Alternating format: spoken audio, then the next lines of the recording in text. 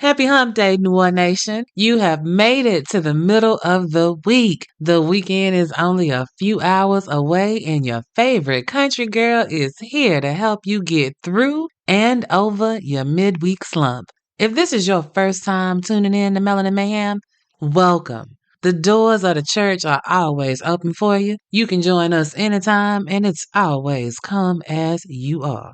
And if you are already a member of the Church of Melanin Mayhem, I see you. Thank you for lending me your ears every week. You are the reason this congregation is so lit. Go ahead, do your dance. Ain't nobody gonna bother you. Let me tell y'all something. Humans, since the beginning of time, have had the propensity for violence. Over the course of time, we've evolved somewhat and we've tamed most of the bloodlust. That is what we hope for the majority of us. But there's still some among us that are with all kinds of depraved fuckery, right? And just when you think you've seen the worst or the sickest, it's always a motherfucker that step up and be like, hold my drink. Watch this. This week's is that motherfucker.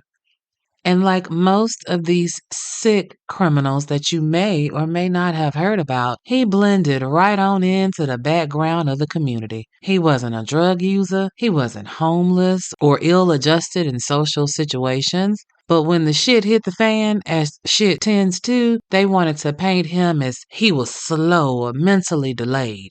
But I don't buy that shit though. This nigga was slick, conniving, and convincing because he was able to play the role of boyfriend, dependable employee, and pursued his passion to be a musician.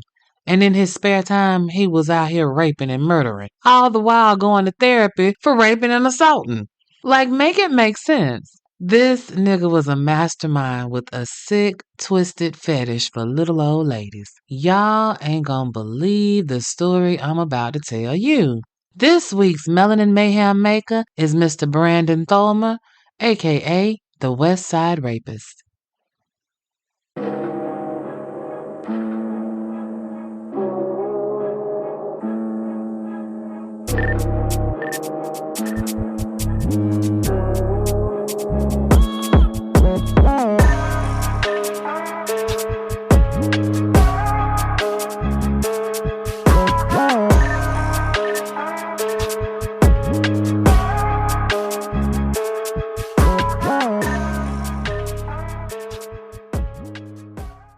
Brandon Tholmer, he was born in 1949 in New Orleans.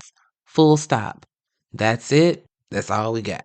Like the exact who's and to whom's and where's and even the date. It's just an unknown. Y'all know it's never a priority to get full background once a motherfucker start with that criminality bullshit. It's like they were birthed on the day they got caught. What we do know about Brandon, we found out from his defense attorney when he was trying to get him off of the death penalty. Same old story, not so ideal home life. They said that he was kind of slow and that his peoples treated him badly. And as such, he opted for what was behind door number street and threw the deuces to his people and took to them streets rather than put up with the toxic shit that was going on in his house. And at 8 years old, when the streets are your home, you gotta do what you gotta do to do what you gotta do. And young Brandon was no exception. He racked up a slew of petty criminal offenses starting around 1960 when he was just 11 years old. His mama sent him to the juvenile detention center because she said he was just unruly and she couldn't do nothing with him. He was in and out juvenile detention centers. When he was out here doing bullshit in the street. So much so that he got sent to a segregated state school, also known as an alternative school, in Baton Rouge when they caught him stealing and loitering out here in these goddamn streets. And speaking of school, Lil Brandon was definitely not part of the No Child Left Behind crew because they say Lil Brandon was 11 years old still in the first grade. Poor little tink tink. He was in and out of juvie, and because of what they called his intellectual immaturity, he was a favorite target every time he was behind bars. They did all kind of shit to that little scrawny young boy, so his defense attorney says. But it is around this time that it is documented that Lil Brandon is showing signs of paraphilia, which is a fancy way to say Lil Brandon had some particular fetishes, sexual fetishes, at 11 years old. So Paraphilia is the attraction to anything that doesn't involve a consenting human partner. So anything on the freak spectrum, I guess, could fall under the guide of paraphilia. But for an 11-year-old, at this tender age, this boy is becoming sexually deviant, right? Well, in the early 70s, Brandon decides to leave New Orleans altogether. He's had enough of the Big Easy and he wants to head west, and he moves to LA. Now, he ain't really got no skills other than knowing how to get in and out of jail, so he bounced around a little bit, but it's the 70s. LA wasn't as expensive as it is now. But something else happened with Brandon when he got to LA. You see, LA brought out a different sexual preference. Young 20-something Brandon was attracted to older women. I'm not talking about cougars, you know, the women that are like 20 or 30 years older than their little boo thing. Oh, no, no, no. Brandon liked them way older. He was into Grandma Maybelle. You know what I'm saying? It was something about them compression knee highs that just did it for that nigga. You know, I don't know if it was how they tied them in a knot so they'll stay up, or was it the orthopedic shoes, or whatever it was, but that was it for Brandon. You know, they even have a name for what it is that Brandon liked. They called it gerontophilia, aka sexual attraction to the elderly. Like, you know how some niggas like to go to the strip club? Well, Brandon preferred to go over there to the nursing home. And look, I am not here to judge anybody. What turns you on is what turns you on. I am a firm believer that what you do with your genitalia is your own damn business. As long as everybody is consenting and of age, do your thing, right? And if it involves animals, well, I ain't gonna lie. I'm probably just a little teensy weensy bit judgmental because you freaky, but hey, that's between you and the ASPCA. But all I got to say is if Peter find out, that's your ass. But that's not the point. What I was saying is that Brandon preferred the company of a more geriatric older woman. And again, that would be his business as long as he was on the up and up and everybody was consenting and wanting to be with that, right?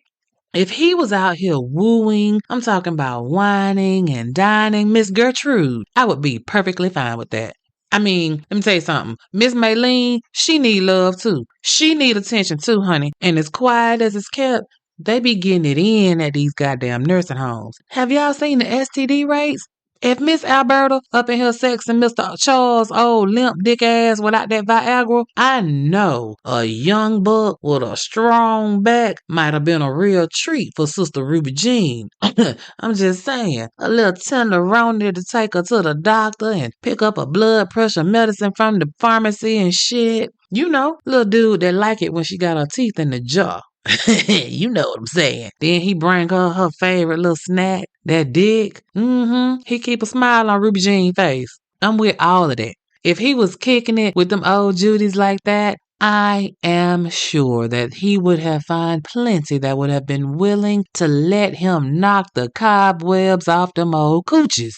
Y'all know that old coochie like an old 68 deuce and a quarter. You gotta feather that thing. You can't just jump in there and just go. You know, you gotta give it a little gas while you're trying to turn the key to get it to start. And it ain't gonna start at first, but you gotta be gentle with it and consistent. Keep talking nice to us. You know, baby, come on, baby. You come on, baby. Baby, you can do it. That's it right there. Come on, get it to daddy. And when you turn that key like that, eventually, it's gonna crank right on up for you. And the same thing could have happened with Sister Bernice. But oh, no. That wasn't the kind of time that old Brandon punk ass was on. This nigga was breaking into their homes and strong arming Perline out her pussy. And that ain't no kind of right. Like, rape ain't right for no woman. Like, just to be clear, it's not right for no woman, young, old, whatever. But I'm just saying, for a senior citizen whose pussy has petrified because it ain't been used in 40, 50 years, that's fucking barbaric as fuck. And Brandon was a special type of sick motherfucker. So back to the story. It's the mid-70s, and in LA, there's this rash of brutal crimes against senior citizen women in LA. Hollywood area. And the police are making very little progress, but they do manage to arrest Brandon and a few other men and charge Brandon with assaulting a 79-year-old woman. Raped her, robbed her. Brandon is only 19 when they arrested his ass December 30th, 1975, right? So a little bit later in 1976, he's actually convicted of that crime. But they said that he was criminally insane. So while the judge did give him some time, it wasn't necessarily at a prison per se. They detained him, but they detained him because they said that he was criminally insane. Because, of course, a motherfucker must be crazy to be fiending out here for some old geriatric pussy. They sentenced him to serve 42 months at the Patton State Hospital. Now, that's just a little less than 4 years for using his dick as an assault weapon, right? He gets out after serving 37 months in June of 1979, and they send him to the Gateway's Community Treatment Program for some inpatient treatment for another 3 months. And then, after he did that, they switched him to outpatient treatment and let the therapist back over there at the psych ward. They said they was doing that because, according to them, he was doing so wonderful with his treatment. So Brandon is out now, right? He is on these motherfucking streets. He get him a place over in Hollywood. And like many young adults that move to LA, he is bitten by the showbiz bug. Brandon want to be a rock star. So he picks up some sticks and starts playing the drum in a rock band called The Hostages. Okay, well, there are worse ambitions. Brandon gets a job. He is working for a shoe company as a shipping clerk. Okay, I see you, Brandon. And on top of that, Brandon has a girlfriend, an age-appropriate girlfriend. Well, look at God. It looks like the therapy might be helping little Brandon. Maybe, just maybe, this will be a happy ending kind of story. Come on, y'all. You know better than that. This is Melanin Mayhem, baby. And we ain't even really got to the mayhem that this melanated baddie got into. That rape in 1976 was just the opening act, honey. As part of his sentence from that conviction, though, back in 76, he still had to go to sex therapy, and he continued it at the Gateways Hospital and Mental Health Center in LA.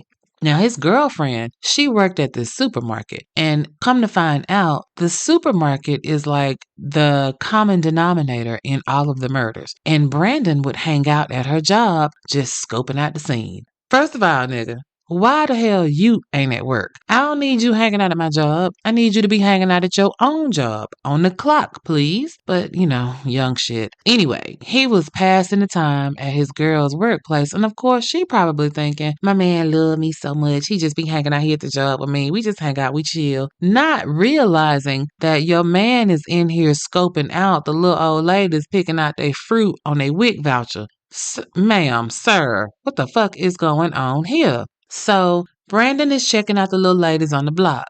He sees them coming in because, senior citizens are creatures of habit. So he sees who come in on what day, what they buy. He can tell if somebody with them. He watch them when they go home. He can see if there's anybody there. So he is scoping out the scene, right, baby? Understand, Brandon was going to therapy once a week for sexual sadistic shit, right? These people at this Gateway Center, they were thinking about releasing Brandon because, according to the therapist, he had made such considerable progress.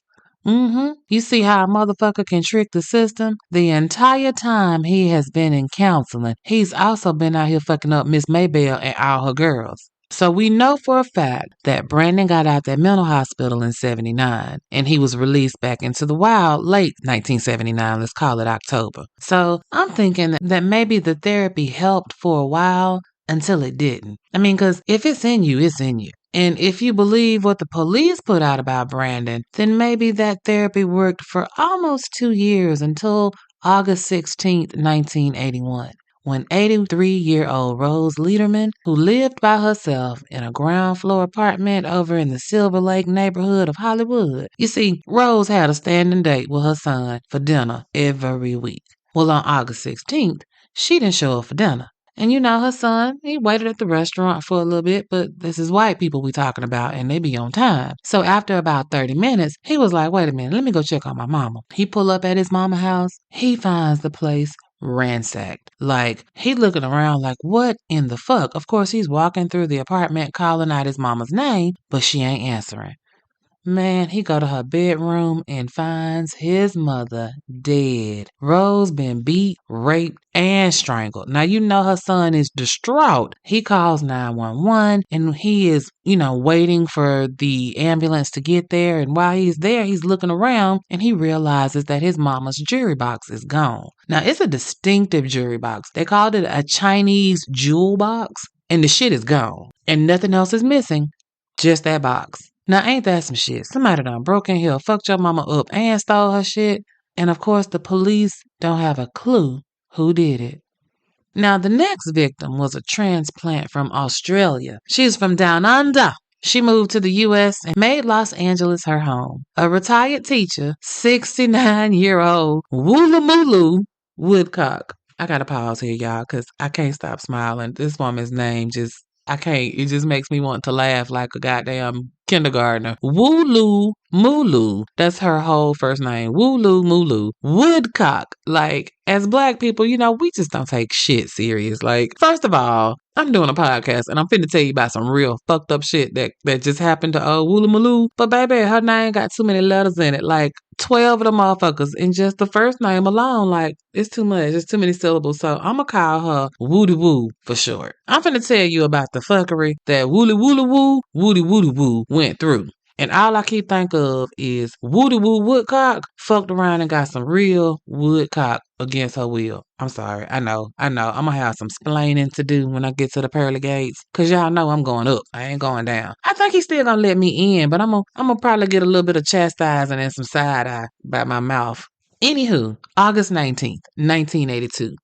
Woody Woo was supposed to meet her friend. And at 69, Miss Woody Woo was still out here living her life out and about. Well, she didn't show up. And the friend, like a good friend should, she goes over to Woody Woo's house to make sure she hadn't fallen and couldn't get up or some shit like that. So she gets to Woody Woo's house and the goddamn door was open. Y'all know that ain't never, ever, ever a good sign. So the friend goes in and sees that Woo been dead off in this motherfucker because it was rape up in there. Like, she had been raped, beaten, strangled. And this had happened a few days prior, right? Woody and the Blowfish had a place in East Hollywood. Now, mind you, her and Rose didn't live that far from each other. Like, they were neighbors, not in the next door neighbor sense, but push kind of shove, you could walk from Woody Woo's house to Rose's house, right? And not get winded. Like, it was walking distance. Anyway, at Woody Woo's house, the police do get a little bit of evidence on who did this to her. They can see a man's 9.5 tennis shoe print, okay? Got that. It ain't much, but it'll do. It's giving us something to work with. And they also know that whoever did this, they came in through a window. Guess he didn't leave no fingerprints or nothing, or,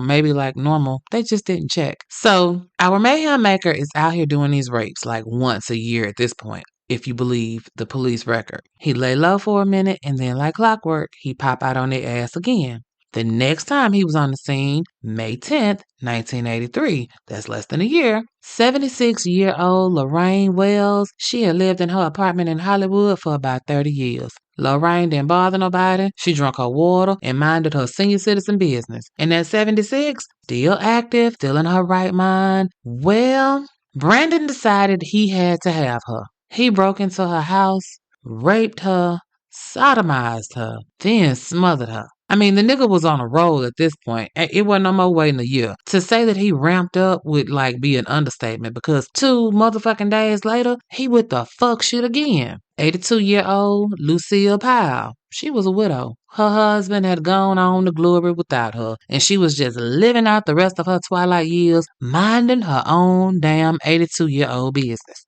Lucille lived on Monroe Street in Hollywood in a little white stucco house. She was a social woman, right? Little social butterfly, always out mixing it up with her friends. So when her friends suddenly stopped hearing from her, they went to go check on Lucille. May 12th, 1983, the friends get to her house. They knock on the door. No answer. They knock some more. Lucille! No answer. Well, then the friend tries to open the door, and that motherfucker opens. Oh, Lord. You knew that's not a good sign. The friend goes in, and she just calling out, Lucille, where you at, girl? And she just walking through the house and just looking from side to side. Lucille ain't on the floor. Lucille don't seem like Lucille here. Well, the friend gets to Lucia's bedroom, and there she is, naked on the bed, deader than a motherfucker. Raped, beaten, strangled. Y'all noticing a pattern here yet? Because all of these women are dying in the Hollywood area. The police have not noticed that somebody is out here killing senior citizens. Perhaps we should do something about this. Maybe start a task force. I don't know. More cops on the street. Let's alert the senior community. But oh, no, no, no, not our cops. 4 months later, in early August 1983, an unidentified 69-year-old woman was sleeping in her bed, minding her own business, just trying to dream peaceful thoughts and dreams, when all of a sudden she is just woke up out her sleep. You know how it is when you be sleeping deeply and then something just wakes you the fuck up? Something woke her the fuck up. She didn't know what it was, but as she was trying to, clear the sleep out her eyes, she see a motherfucker at her window. It looked like a man. Oh, girl didn't wait for nothing else. She didn't try to rub her eyes no more. She just started screaming, and the man runs off. She stopped screaming long enough to call 911. Police come out there. When they look, they can tell that somebody was trying to jimmy her window open. But ooh, honey, she had some guardian angels that was on duty that night, baby, because we know what happens if a motherfucker fuck around and get that window open. Like what happened to 70-year-old Dorothy Fane. Dorothy lived alone too, just like the rest of our senior ladies. A single woman out here doing it for herself. And just like our other victims, she was older, but still active, and she did her grocery shopping at the store where Brandon's girlfriend worked. Well, on August 21st, 1983, her house just bust out into flames, like spontaneous combustion.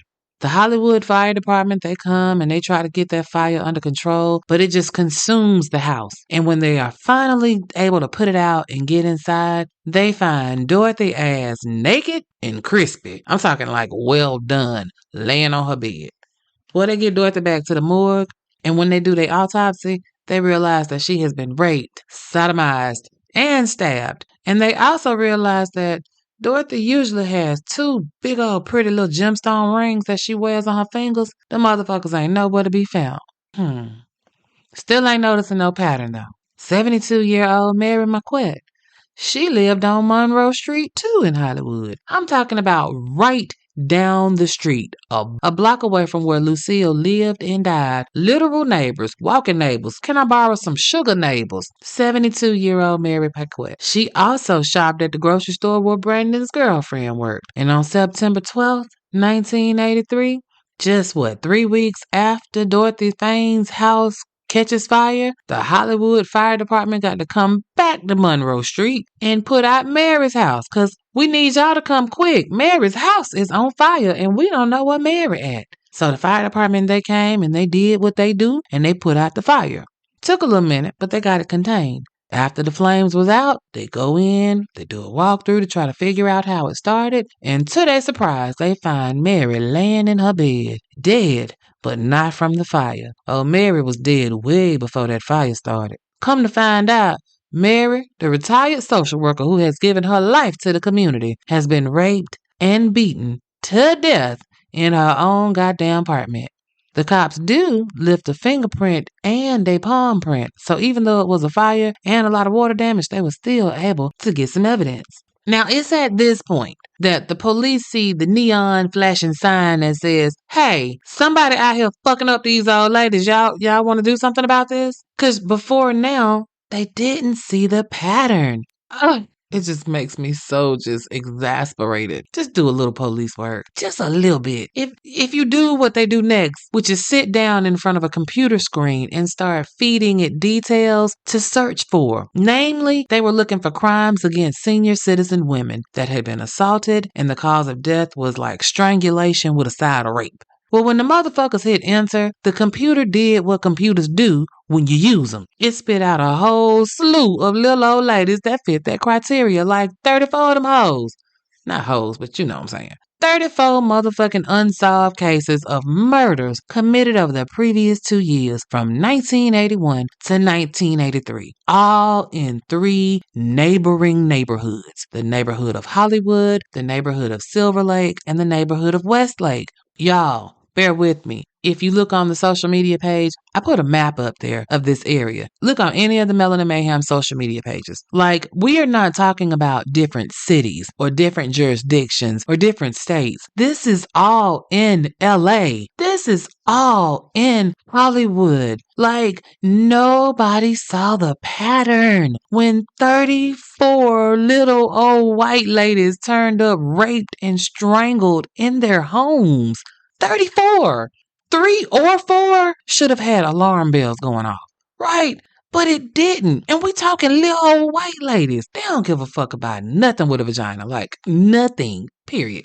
Like, here we are on another day late and a dollar short investigation. They finally, after Mary's house catches on fire, they finally decide to start doing some actual police work and start looking at local criminals. They start running names, and one name starts standing out no matter what they put in. This man named Brandon Tholmer's name keeps coming back. Why? Because he got a record of assault and rape of an elderly woman.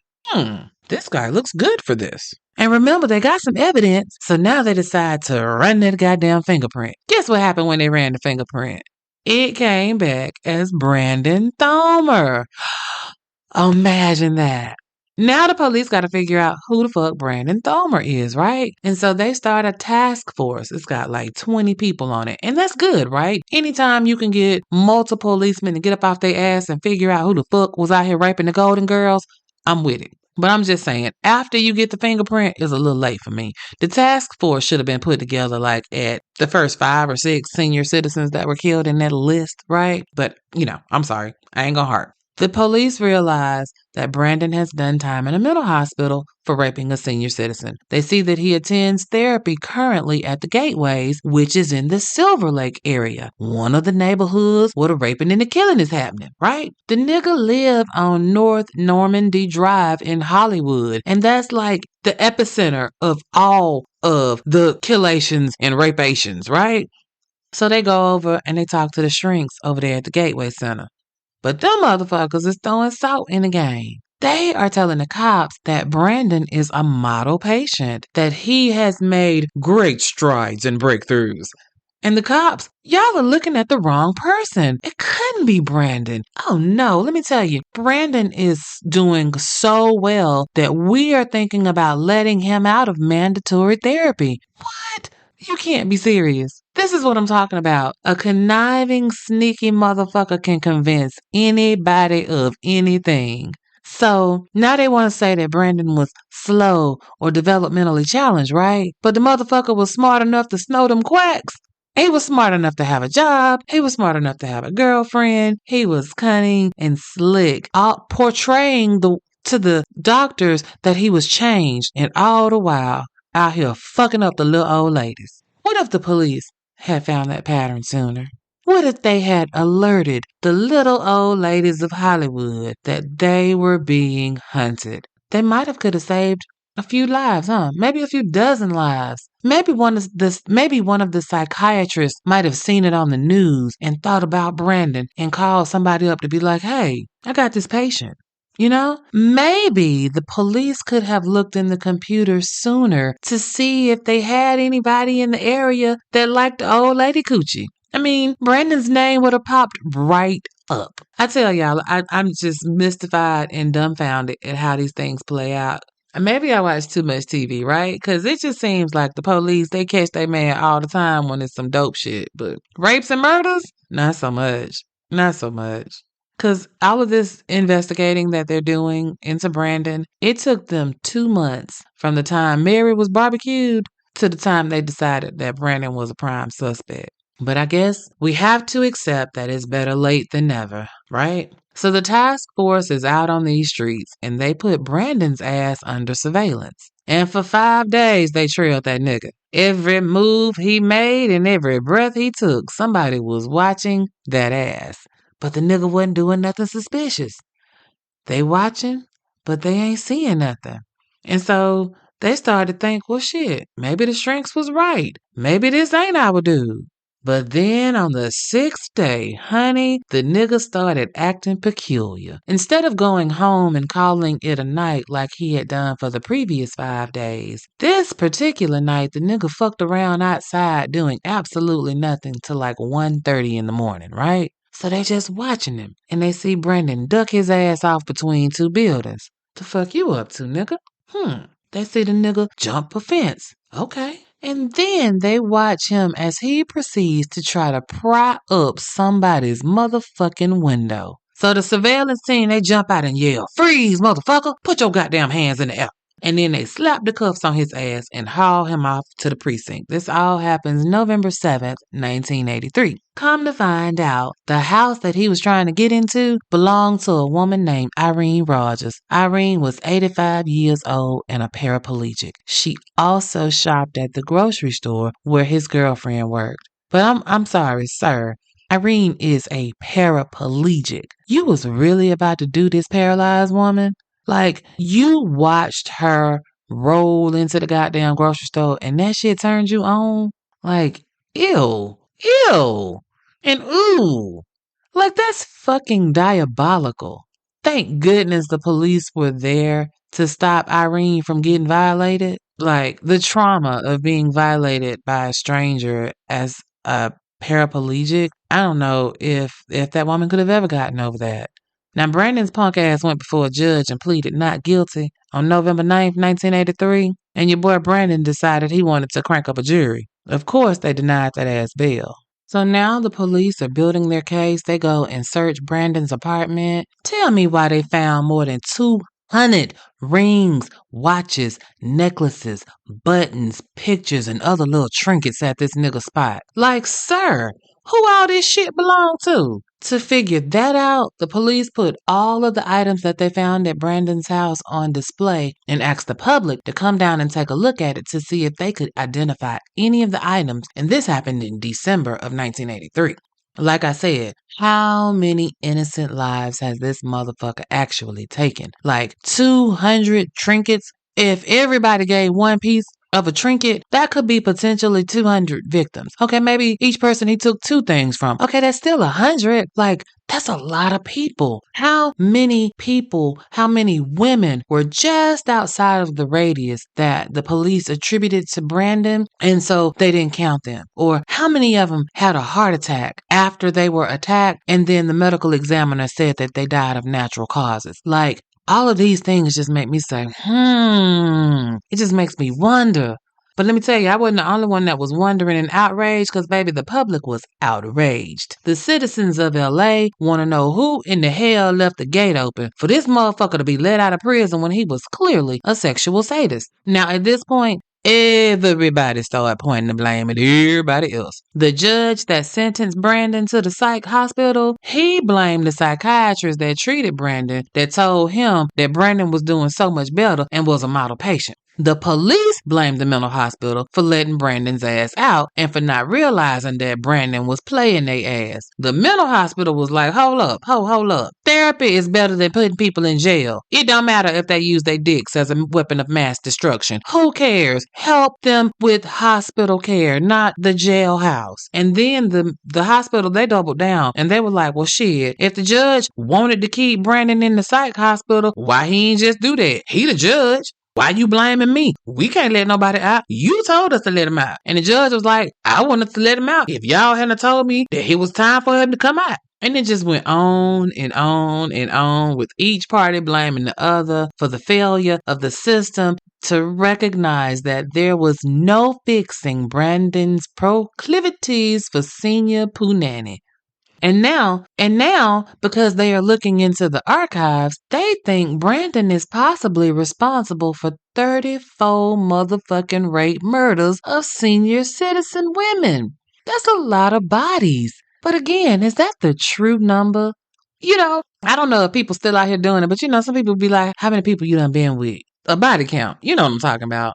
People lie. I don't give a fuck what the question is. Motherfucker gonna lie and shave a little bit off the top. So if the police are saying that it's 34, it's gotta be like 50 or 75. I'm just saying.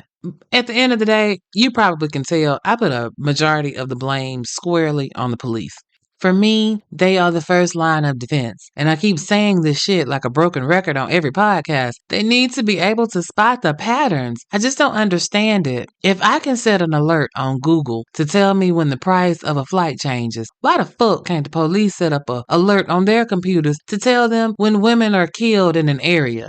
Like, you can set up specific alerts. Tell us when women are killed by strangulation. Tell us when women are raped. Tell us when women are raped at night. Tell us when women are raped over here. Tell us when women are killed over here. Tell us when little old ladies get raped and murdered in these cities, in these neighborhoods. Like, you can make so many different alerts to cover every race, sex, religion, creed, sexual orientation. I mean, whatever parameter you want to give it, just give it to the computer. And the computer will in turn give you the data that you need. It can spot the patterns for you. It can send you an email to say, hey, 34 motherfuckers have gotten killed in the Hollywood area. It's supposed to be a tool that helps them combat crimes against people, because all of these women, these senior citizens, they all lived within 1 to 3 miles of Brandon's house. All except 2 of the attacks on these old biddies, they took place within 1 goddamn mile. That's a super small area to have a shitload of senior citizen women die of rape and murder, and nobody spotted the pattern. 1 fucking mile? 30 some odd geriatric women not dying of old age, not dying of heart attacks and strokes. They are dying getting stroked and strangled. Like, why the fuck can't they spot the patterns? Well, Brandon's legal team was able to delay his trial until 1986. Delayed, but not denied. That punishment was waiting on that ass. And the prosecution was ready to send Brandon right on up the river. And even though he was suspected of 34 murders, he was only charged with 4 counts of murder in the first degree. 1 count each for Mary, Rose, Woody Woo, and Lorraine.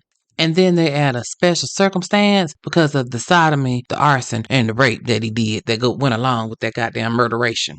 Here's a fun fact. Before he was the judge in the O.J. Simpson case, Lance Ito was the prosecutor for the state of California in Brandon's case in 1986. This case, the Brandon Tholmer case, would be the last case that Judge Ito tried before he actually became Judge Ito. Well, Ito came out swinging. He had a rock-solid case against Brandon with more than 100 witnesses. They put his girl on the stand. She said Brandon's favorite song was a song called Killer on the Loose. Too much. That's just too much. She talked about this cute little ring that her man had given her. Y'all remember Dorothy Fame, the one that when she was killed they couldn't find her rings? Couldn't find out they were on Brandon's old lady's fingers. They put one of Dorothy's relatives on the stand who identified the ring. Oh, girl, stop bragging about that little funky ass ring after that. Then another one of Brandon's friends got on the stand and he said that him and Brandon had shared a room at one point, when they was down low a little bit, and that Brandon had sold him a Chinese jewelry box. Gave him a good price on it too. He was going to give it to his mama for Mother's Day. Come to find out that jewelry box belonged to Rose Lederman. She was the first murder that they said Brandon did back in 1981. Her son identified that jewelry box.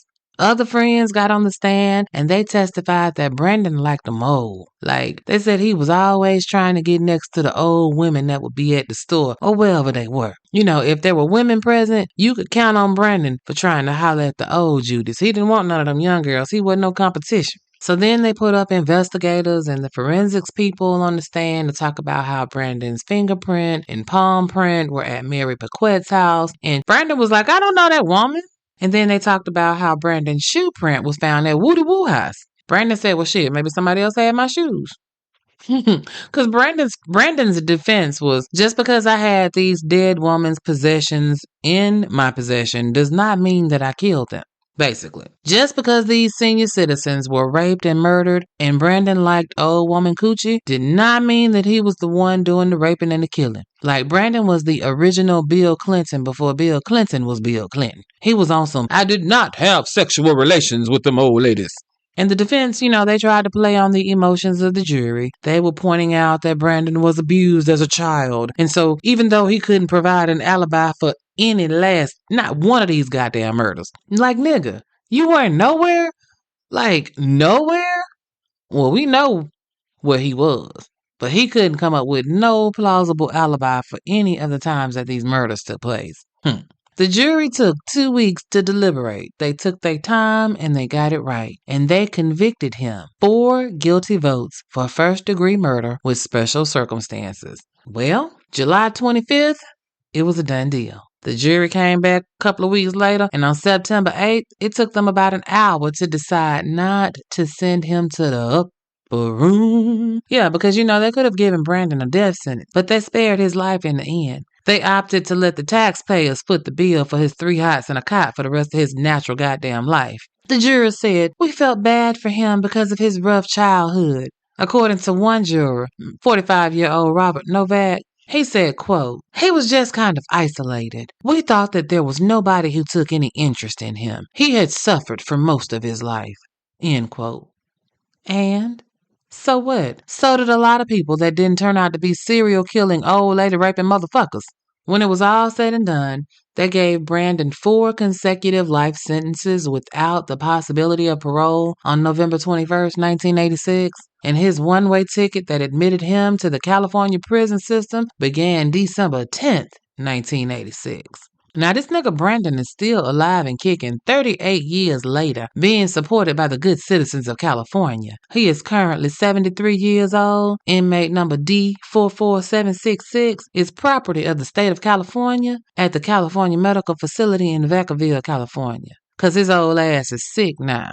And I think that, now that Brandon is a senior citizen, he should start getting a taste of his own motherfucking medicine. There should be some big dick young motherfucker out there that come to his hospital bed every night and jug the fuck out his booty hole. No lube, just dick. Strangle his ass just to the point of where he think that he about to see the light and then tell that nigga, "See you tomorrow night."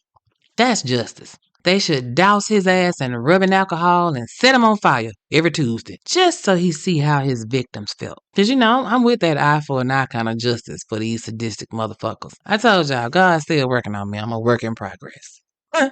And with that, New Orleans Nation, that was the story of Brandon Tholmer, a.k.a. the Westside Rapist, a old nasty piece of work that terrified and terrorized little old ladies all over Hollywood before the police got off their asses and did their motherfucking job.